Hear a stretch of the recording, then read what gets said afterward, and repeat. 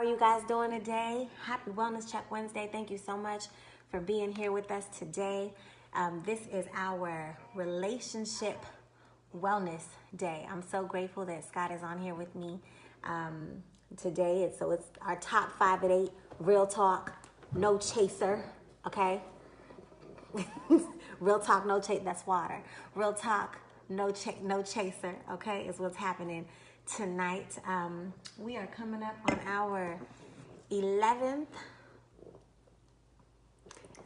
year being married. That's right. We've been together for 15 years. 15. We've been together for 15. We've been married for 11. And just a quick disclaimer, I just want y'all to know and understand we are not marriage counselors out here for the Lord. We are just telling our story, amen. And hopefully it's going to be a blessing unto somebody because the Lord is still working on that. So I asked my husband to join me on this Wellness Check Wednesday to do our top 5 at 8. So the structure of our Wellness Check is I'm going to ask him 2 questions about our marriage. He's going to ask me 2 questions. We don't know what the questions are. We decided to keep the questions are. I don't know what my question is. But by the grace of God, we're going to get through this with flying colors. Fellas, I need more fellas logging in. There's a lot of ladies. That's great. I see some married friends on here. You need to get your husbands on here because this is not going to be a women-dominated conversation or response or answers. I need some fellas to interject and co-sign or not co-sign or say I feel you or I never thought about that. So I need the ladies. Go get your significant other right now. Get them log in. Bring the one you love. Go get the one you love, and come on here with us and let's have some grown folk talk tonight.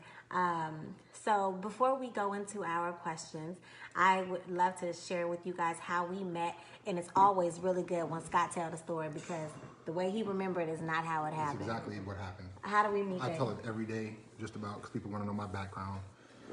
So how did you get into the wine and spirit business? What's your background, this and that? And when I tell them I have a background in music, and they ask how I got here, like, what do you do in Texas? So long story short, where I got here was, I was just divorced, and I called my dad. I'm like, listen, I'm working on a project, and my managers are going to get me paid. I need to come hang out with you for a couple weeks until I get my money, and I'm going to go back to New York. And my dad was like, yeah, come on down, hang out. I'd love to have you. And came down and, just going through the process of trying to get compensated for the record I did. I did a record with Snoop Dogg. And it was a pretty big record at the time. And it was catching a lot of legs. So I felt confident in getting compensated for it. My manager at the time was John Monopoly, who was Kanye West's manager. I was with Violator Management, who is Mona Scott. Well, which, by the way, none of that has to do with how he met me. That shows how. I just care about the part of when you met me, though. That shows like the whole. You got to understand the whole story. I just want to know how you felt when you saw me. You have to understand the whole story. Okay. So, okay. I had the best management at the time. Violator, Mona Scott. She does all the Love and Hip Hop, all the VH1 stuff. They had 50 Cent, Busta Rhymes, Missy Elliott, so on and so forth. So I was with that management company. And they were trying to get paid. He was a big deal. And 50 Cent just did a record with Snoop. So I'm like, 50 Cent just did a record with Snoop. John Monopoly's my manager. I'm definitely getting paid. So I never got paid. The devil is busy. So a friend of the family was like, man, you got to hear this girl sing, man. She's amazing. I'm like, listen, I vote every year for the Grammy still. I have over 25 gold and platinum records. I'm like, I don't care about music anymore. I'm done with music. I'm good on music. But me being a guy, living in New York, living that life. I said, let me see what this girl look like. She might, I need some entertainment while I'm out here. Let me just see what's going on. Let me see what's going on. This is where the story gets ridiculous. No, let me see what's going on. This is where the story is not real. This is actually what happened. So I listened to the CD. I'm like, oh, this girl can really sing. Like, she's pretty dope. But I'm still a guy, so I still have ulterior motives. But I still want to just. Well, come on and speak the truth, amen. Amen. Tell the truth today. So I was at my dad's house. And I called her up when she came to the door, and that was it. We was kicking it for 15 years. That was my G right there. So, I understand, like, God always has a plan. Like, it's never what you want. Like, my season with music was done. I could have kept pushing it and kept, pursuing it. I definitely had the relationships and talent and the connections, but, you got to realize when God has you, when there's a shift, you gotta listen to it. And you gotta make that shift, or you're gonna keep going, and you're gonna do that 40-year circle. Yeah. So we just connected. There's an age difference, and there's a cultural difference. Both her parents are pastors, and she grew up in the church. She watched TBN every day when I was watching BET and adult themed, just things that she wasn't watching. So we would. But I prayed for him, huh? Come on, someone. We were just on two different planes, but but we were spiritually connected, and I was already in my Bible heavy. I was already on that wave and getting closer to God and just understanding my calling, and we got connected. Went to church, and from there it was just shout out to the Potter's House. That was the church that I was attending at the time, and when he moved to Dallas, I think I just read "Maximize Your Momentum," one of Bishop's books. Yeah. And I literally had notes in my two-way. Remember two-way pager? I had my notes in the two-way, and I would study it and get on it. And then I didn't realize Bishop was here. I didn't really, I wasn't really on it like that. But then she was like, "Oh, I go to Potter's House," and when we went that Wednesday, I joined during. It was Holy Convocation. Yeah, it was like a Wednesday, and that first day, and Bishop wasn't even preaching. I think it was Joseph Garrington preaching. Mm-hmm. That was it. So long story short, it was a phenomenal opportunity that God had a plan for, and I we'll just let the story be the way that He tells us. So here we go. Wait, that was it. What was different? Yeah. You came to the door. You was on some neo soul. Had the shirt wrapped around your head with the tight. They were not tight. They were not tight. Man, I saw. I was going to work. Heartbeat. She had extra tight gray pants on with like a white shirt, kind of off the shoulder a little bit, but it was tight too. First, those were work pants. I wore those to work. Yeah, too tight work pants. And she came to work. I like. You know what I mean?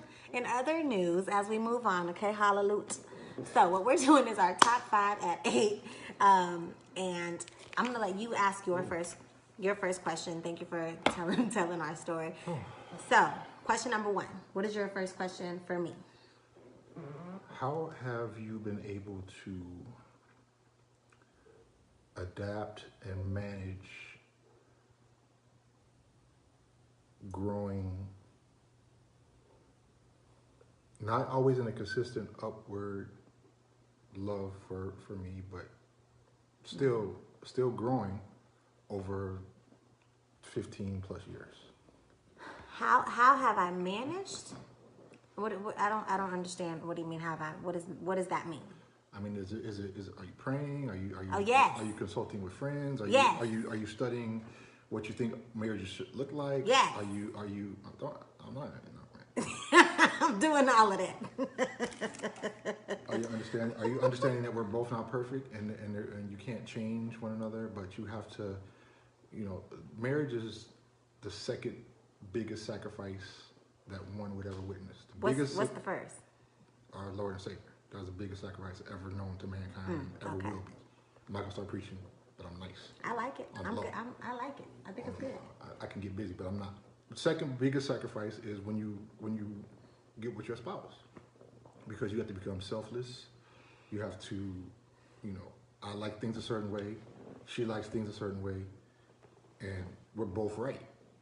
But she can get mad, I can get mad, I can get frustrated, she can get frustrated. We can both be wrong. But the thing about it is, you gotta yield. You gotta yield that space, and understand you both have to, you both have to coexist, and you both have to understand that it's not about you anymore. It's about how are we doing? How are we doing on that? Pray tell. So for people that's just married, about to get married, been married longer than us, what I'm gonna say, you're never gonna stop learning. You're always gonna learn your spouse. There's moods. I get moody, she gets moody. I have attitudes, and they can be triggered by business or the boys, or the wind could blow the wrong way. Blame it on the wind. It's all kind. You never know why you get an attitude, but you do, and you have to. Hopefully, your spouse doesn't leave you when you got an attitude or you got an issue. Oh. I think it's just you got to go. You got to walk the walk. You got to walk it out clearly, and there's no way out. I'm not gonna say you gotta die out because I don't want to put that out there. But you know, when you in it, you gotta really commit and be in it. It's always easy to walk away or get a divorce or step out on your marriage. You know, there's always somebody that's gonna say the right thing at the right time, and then you know you can easily fall into that trap. But at the end of the day, they got a motive. They got something they trying to get, and it can never replace what you build. Because it's usually a band-aid. It's usually something that's gonna fix it for not even fix it. Just give you a certain amount of, you know, and you got to keep that in your mind too. Is that worth messing up what you invested in? That's just like any business. Like you're not gonna throw away your investment over a fly-by-night get-rich scheme. And that's the same thing with your marriage. You're not gonna throw it away over some fly-by-night get-rich, you know, satisfy yourself type situation. So you just got to keep things in focus and really understand like it's the bigger picture, and you know you wanna keep God at the center of everything, and understand that you know it's not about you anymore. And you hope that your spouse understands it's not about them anymore, and they yield, you yield, and you come to a good place to where, you know, you can make it work. I answered my question clearly. You got away with one, so I think I'm good for the night. Can I shout out our sponsor? Do we have sponsors? We don't have a sponsor in the name of the Lord. But you gotta understand, like, absolutely not. Listen, my turn. I'm a businessman. Question number one. We have sponsors. Stop the madness. Question number one. Madness. All right, here we go. The answer to how have I managed is yes, all of those things. Prayer, friendship. Friendships are so important to have people to bounce things off of. I don't know that I am managing per se. I think I'm a different girl 15 years later from the girl that I was when we first met. In parts I think I'm better, and in other parts I think I could be more like young Shammah than who I've had to who I've become just through circumstances and life and all of that. So yes, pray, get you some friends, talk about it, drink a lot of water. This is water. Sponsored by the best water company. Holla at me, you know. Hey Yvette, I hope you're enjoying your water. From the Charenton region of France. I think y'all know what we're doing. We're kind of killing it right now. All right, come on, someone. All right, your question. What do you feel have been your biggest successes in our marriage? Focus on our marriage. What are your biggest successes? Man, I think staying in the game. That's always the biggest one. You want to stay in the game, even if you know it could be 0 to 49, and you got 0. You got to stay in the game, and you always get yourself out of a ditch. You always get yourself out of a situation. I think is, you know, for me is, in a nutshell, my biggest success is knowing that I always love you. Like I'm like that's not gonna change. It's gonna keep. It keeps growing. That's what's crazy. When you find your right one, you know, because it's like you keep loving more. Like you like, dang, my wife is really dope. Facts. My wife is really bad. Like, facts. But that's one thing too, guys. Like, if you don't get exactly what you want, you got a problem. Like, you got to get my wife to the. Listen. Here we go. To the T is exactly what I want. It could be the color of her skin, everything, the shape of her fingernails. These are not mine. Whatever. You're supposed to get exactly what, but that way, and I'm not saying there's always gonna be somebody. I mean, the way God made it, like we're supposed to be attracted to the other sex because He wants us to procreate. So there's always be somebody more attractive that's nicer, that's wittier, that smells a little better, or whatever you want to call it. But but you have to. That can't be your thing. You know, that can't throw you off your mission, of your ultimate mission. And you know, one thing I could say is when we did get married, like the blessings switched over, because then we weren't sinning, we weren't just shacking up or whatever you want to call it. So when you actually get married and God's the center, like the whole thing is crazy, and He's not gonna not let you go through things. You have to go through things. That's how you grow. You know, you have to have issues, and that's part of it. And I welcome issues at this point, at this age. Like I get excited when there's an issue. And I'm not really on marriage because it's we like I said, we're learning and we're always going to learn. We have issues. We had a little tension the other day, but it was nothing real crazy. But I wanted to punch him in the throat. But look at now, and suffocate him in his sleep. And she gonna kiss me later. But at the end of the day, like, you want to be able to, just take care of business. Always let your wife know or your spouse know that they're super important. And, it doesn't have to be a fairy tale, like I'm writing this book and giving you this long. But every now and then, like, it has to be, because that's enough. That's honestly, because there's always hope. We all go on hope. We live our faith. So we're thinking about the next day is going to be better than the previous day. Right. So when you look at your marriage, like, that's the same thing. You're like, all right, tomorrow's going to be better. Today was amazing. Or today was freaking terrible. Terrible.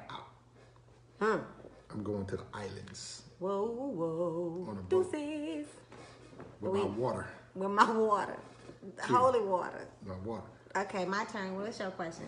I appreciate that. So staying in the game has been the biggest success. And you know what? You don't succeed if you leave the game. If you quit and you walk out, you fail. So at the end of the day, it is very, very important to find a way to keep moving forward and stay together. And yeah. Okay. Number 2. Number 2.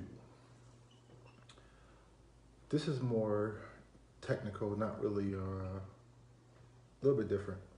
We're both entrepreneurs. We're both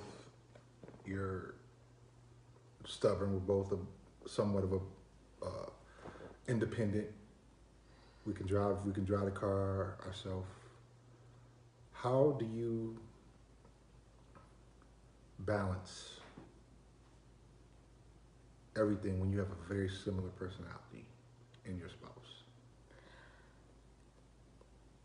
It's that's a really good question, because it's challenging to balance myself before factoring in you, before factoring in the boys, before factoring in the household, just trying to balance me to make sure that I do the things that are important for me, work out, get good rest, all of those types of things. It is really difficult. I think, the more that we grow together, communication is super important.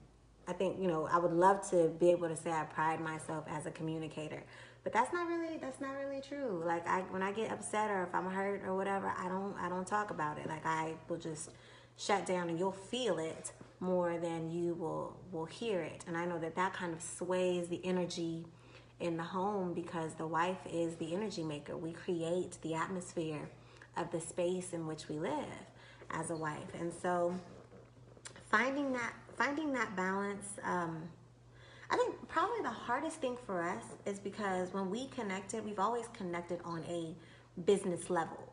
It's always been very easy for us to take on a project and see, like, how are you an asset to this project, or how are you an asset, in this space. But crossing over to that personal, vulnerable, like, love space that doesn't have like an agenda or a plan or an end result, I think has been a little bit challenging for us, because when you have a business, you're working towards a goal and you can see that you either achieved it or you didn't. So I think the biggest balancing challenge for us really is knowing when to remember that you're a man and I'm a woman, and you're the man that you are and I'm the woman that I am. And we have to, put ourselves in that place outside of whatever businesses or whatever other demands are going. Because anytime I have a grievance with you, it's because I feel like you don't see me over all of the other things that are going on.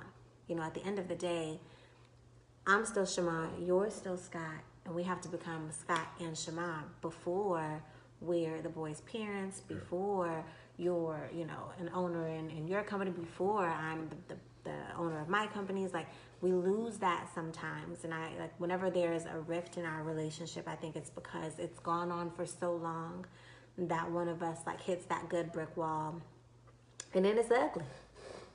It's not cute. I mean, everybody's situation is different. Like, our ugly, y'all probably laugh at our ugly. That's how y'all fight. That's because you don't argue. This dude will not get confrontational until he's like confrontational. Like, you know, and that's another thing. Like, couples. Then we putting on the hat.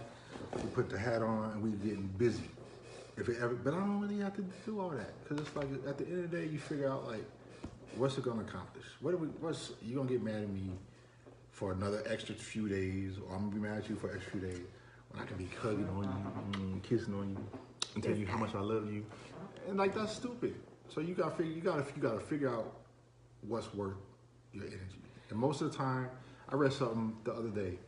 If it takes you, I don't want to misquote it because it was brilliant, but it was something like if you can remember, if it's something 5 minutes, something that got you mad for 5 minutes, and you don't remember it 5 years from now, it wasn't important. If that makes sense. It does make sense, but for all the gentlemen that are watching, because I know that you guys love to do this. You guys love to be like, okay, babe, I understand.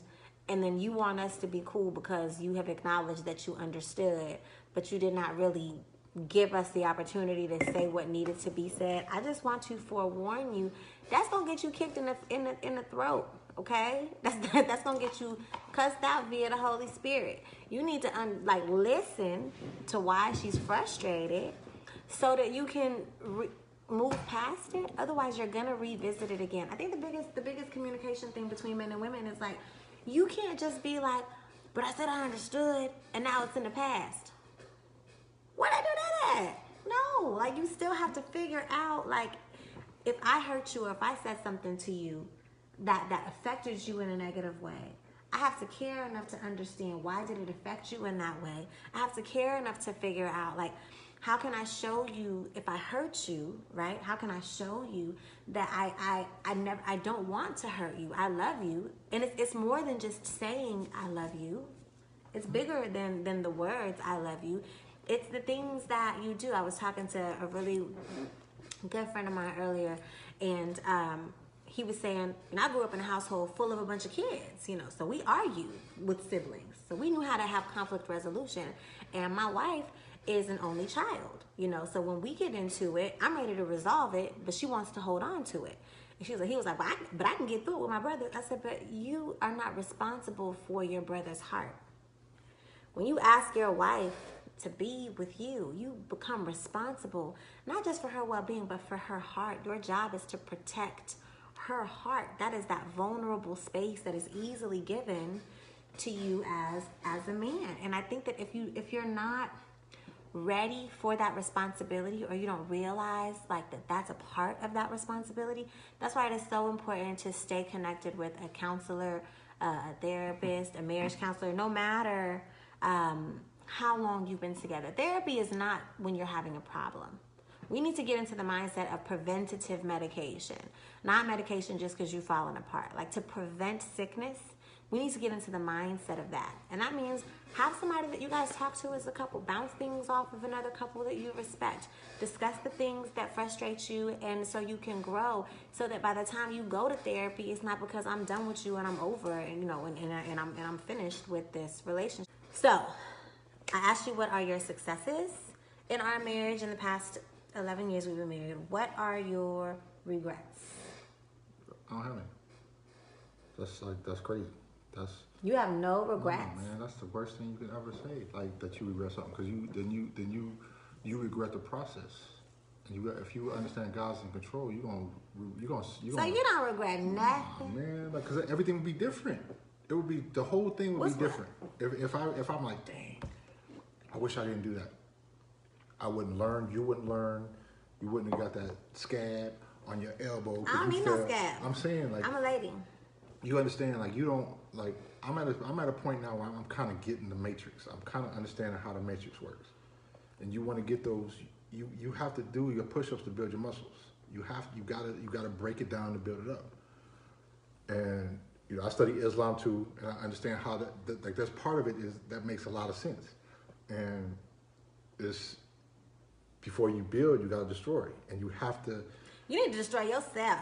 Listen. That's what I'm saying, though. Like, don't destroy the woman. Every time you go through an issue, before you get married, destroy yourself. Don't destroy her too. If your focus is correct, when you go through an issue, you reward it. You're happy that you're like, I'm really glad I'm going through this, because it's going to make me stronger. God willing, I'm not gonna walk around freaking the walls of Jericho. I'm gonna be on point because I'm learning from this lesson. When you don't learn from the lesson, you're gonna keep walking around those walls. But so I don't regret anything. I mean, there's things like, you know, small things like I wish I wouldn't have talked to you like that, or you know, I wish I would have said I love you before you left. You know, more. You know, like and those are big things. I'm not trying to downplay them, but like for the most part, like that's how you grow. You have to have those things that you go through that's going to make you conscious of like, okay, and you have to learn from them. You have to take them on, just like you have to celebrate your success just like you celebrate your failures. Any entrepreneur will tell you that. Like you have to, when you get something bad that happens, you get through it and you celebrate when you get through it. That's how you go on to the next level.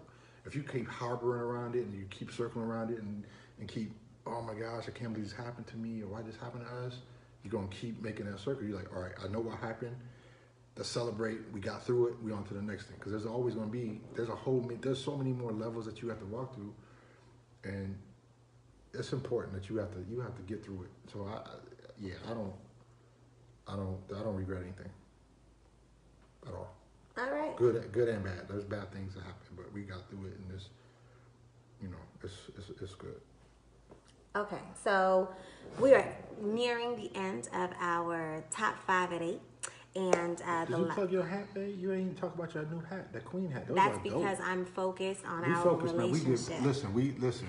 Our relationship, because I'm focused on discussing our relationship. We got things going. Her apparel line is crazy. Like her new stuff is crazy. Like ladies, I saw a few orders come through. Y'all playing. If y'all haven't ordered it yet, the hat. So look at this hat. Look at this hat. Oh, this is mean. Look. Whatever, man. Listen. Listen. I can see if y'all ordered it. If y'all haven't ordered, y'all playing yourself. You already know what we dealing with. We on a whole wave. Our wave is beautiful. Matter of fact, I'm gonna let you finish the conversation, babe. I'm gonna sit back and just think about how wonderful this night's gonna be with me and my lovely wife. I'm gonna let you close it out while I sip on my water. This is my life. So I would like to ask. This is my Stevie J smile. I would like to ask all of y'all to add me to your prayer list, because this is my life, as you can see. So no, I do have one other question for you. If you could snap out of the shenanigans and come on back. Won't he do it to this? What are your goals for year 11? Year 11, like I said, we're on a beautiful wave. I'm blessed and thankful where we are business-wise, and we can afford to do some things that we want to do. So I want to spoil you. I want to really just. Woo. I'm not gonna say Kanye you, because I've been saying I want to Kanye. Listen, that's a statement. That's a verb. I'm gonna Kanye. That's a verb. Another side note, please, husbands, do not tell your wives you want to Kanye her. It's a verb. First of all, Kim Kardashian. Whatever. Look how she looking. Please great. do not come out here talking about you want to Kanye her. It's a verb. Like, please. Anyway, I want to celebrate. You know, we're able to do some things that we haven't been able to do for maybe ever. Some big things, some amazing things. So I want you to, you know, this year coming up, you're gonna enjoy it. You're gonna enjoy some things. You're gonna see some new country. You can put your foot on some new soil that you haven't put your foot on. And get some things that's blingy things, and you know, things that you know I like. But I want you to, you know, if you don't like it, then great. We're gonna save some money. But if you do like it, I gotta deal with it. That's my fault. I'm exposing you. I'm giving you got the red pill or the blue pill. Jesus, it could be my fault. But anyway, I want to celebrate. I want to enjoy our time together. Our boys are beautiful and they're on the right path. So I want to take year 11 to, you know, just celebrate, man. Like we've had a crazy walk, but every year gets better. There's some valleys, which there should be. I'm never gonna say that there won't be for any of you, but there has to be a time you got to celebrate. You have to, and you know that's my goal, is to make sure that, you know, the house is totally taken care of and you can relax. You can put your feet up for a minute, get your thing together. Like you don't want to do nothing, you don't want to do nothing. But that's my thing. Like, you know, it's a give and take thing. Don't be a fool to think that it's always going to be up for the man or always be up for the woman. Like it's like we're partners, and there's things that I'm supposed to do as a man, and things that she's supposed to do as a woman. But life is real, and sometimes she has to. In the past she had to hold it down, and I was able to do what I could do, and vice versa. But you know, there has to be a time where we can celebrate, and I want her to relax. I want her to just Say, I want Garcon to bring me some caviar. Ooh, Garcon. Not Garcon. Yes. I say Bianca. Bianca can bring her some caviar, and you know what I'm saying, and make sure the bath is drawn. And we, you know what I mean, like. Nah, but all seriousness, man. I just want to have some fun. Like, you know, life is stressful, and it doesn't matter at the end of the day, because it goes away, and God always provides, and God's always, you know, He's always there for us, and He elevates us like when we don't even think. Like, this week has been crazy, like, and we're not gonna talk about it because it will be bragging to some people, but like stuff like that does not happen unless God is the center, and He's absolutely our center. And so this week has been just phenomenal. So we're gonna celebrate a little bit. You know, we're gonna have some fun and make sure the boys have what they want, and you know, make sure you have what you want, and we can just, you know, we got plans. While we're on that wave, we got to elevate. You know, and God forbid there's a drought, but we're gonna be prepared for the drought if there is. But if there isn't, we're gonna build our kingdom as it should be. So I'm rambling. I'm sorry. My water is amazing. If y'all have my water, it's amazing. Okay. My goals for year 11, help us Holy Ghost. So my goals for year 11 is to just have a better than year 10. You know, it was challenging, but God has been faithful to us and taking care of us and blessed us with so many wonderful things. I think relationships take a lot of work. I would love to see us, just in a moment of transparency with you guys, really focus on our relationship and build on that. I think, you know, just when you listen to the both of us speak, you can tell that we have very, very different love languages. And the way that he speaks love and the way that I speak love are very different. And I think, you know, in your journey with your spouse, or if you're dating someone, or if you're looking to be with someone, is to recognize what language does your potential partner or significant other speak, so that when they're speaking love to you, you can hear it and receive it, and that you don't feel that your love language is being rejected. I am very much a quality time, touch person, and my husband is a gifts and acts of service and affirmation person. I would touch me every night. 11 years, 15 years later, if my wife ain't here, she travels. You know, she's doing her thing over here and over there. I can't sleep when she's not here. It's still to this day. So I touch my wife all night. I'm so tired right now because I was up all night. Touch my wife. We ain't do nothing. We ain't get it popping. All right, thank you so much for joining us on this Wellness Check Wednesday. It was amazing. I am super grateful. I know y'all want us to I don't know where he's going with this. Y'all say something quick. We're going to shut down. That's okay. The batteries Love are y'all. charged. All right, bye-bye.